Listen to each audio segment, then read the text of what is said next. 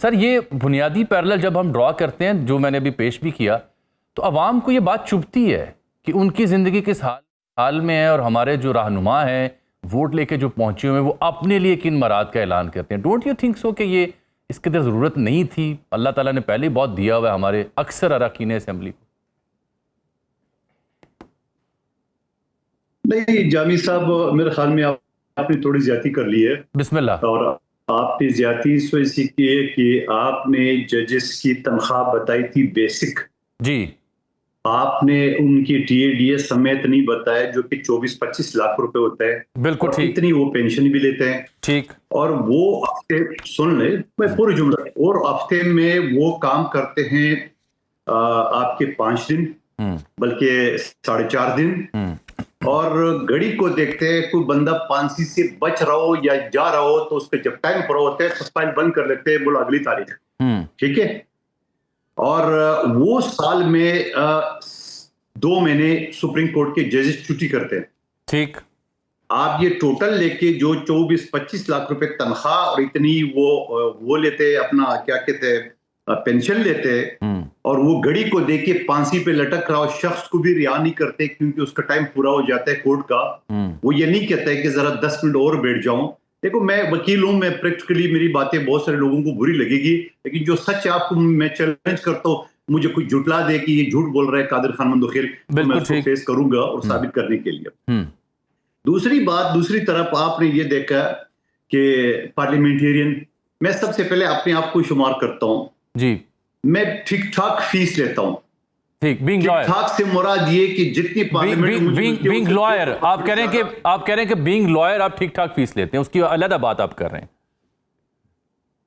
Being lawyer या being a doctor, जो doctor Humayun Mohammad साहब है, हमें अल्लाह ताला इतने अपने पेशे से देता है कि ये पार्लियामेंट के जो पैसे हैं, अभी आजकल थोड़ा बढ़ गए, मैं पिछले पार्लियामेंट के जहां मैं हिस्सा बता रहा हूं, 1,71,000 रुपए मिलते थे, और इस 1,71,000 में मुझे अपने सिंगल आदमी जो इस्लामाबाद में रहता था, मैं खर्चा कराची से मंगाता था।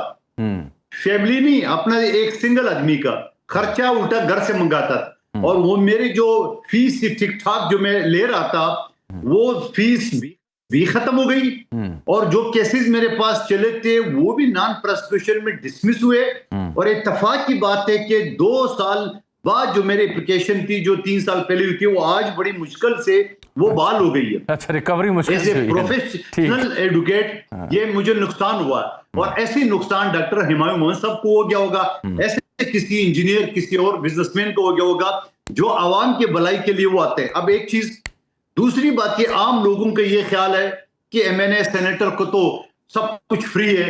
भाई क्या फ्री है?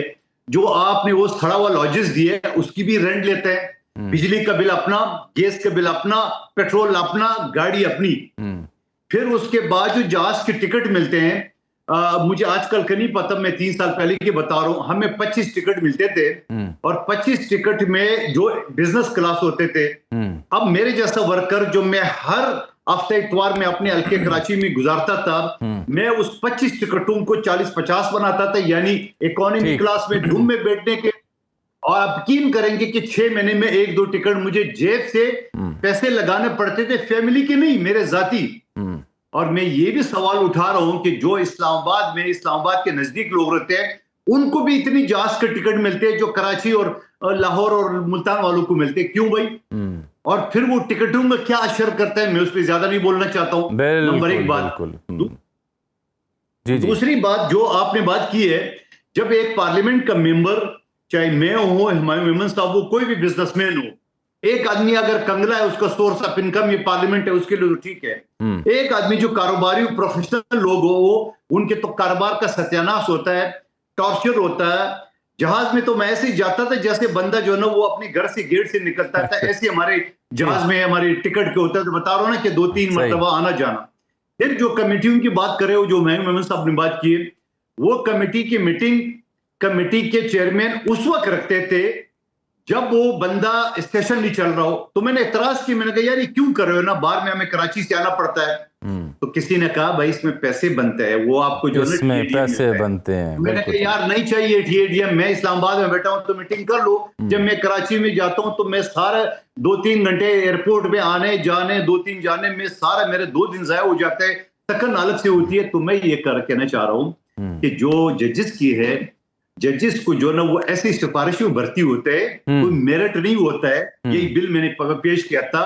और हम लोग जो पार्लियामेंट के मेंबरान हैं, हम कितने धक्के खाते हैं और कितने लोगों के बीच में वो सारे होते हैं, वो किसी को ख्याल नहीं है। तो मैं ये समझ रहा हूं कि पार्लियामेंट की बात करके कि वो TADA लेते हैं, ये ज्यादती वाली बात होगी। और अगर है तो मैं चैलेंज करता हूं आपके देखने वालों को, मेरे साथ कोई बैठ जाए और मुझे झुठला दे कि मैं ये जो कह रहा हूं ये गलत कह रहा हूं और हमारा सोर्स ऑफ इनकम और कोई नहीं है और इसी पे हम गुजारा कर रहे हैं, ये बिल्कुल गलत बात है। बिल्कुल गलत बात है।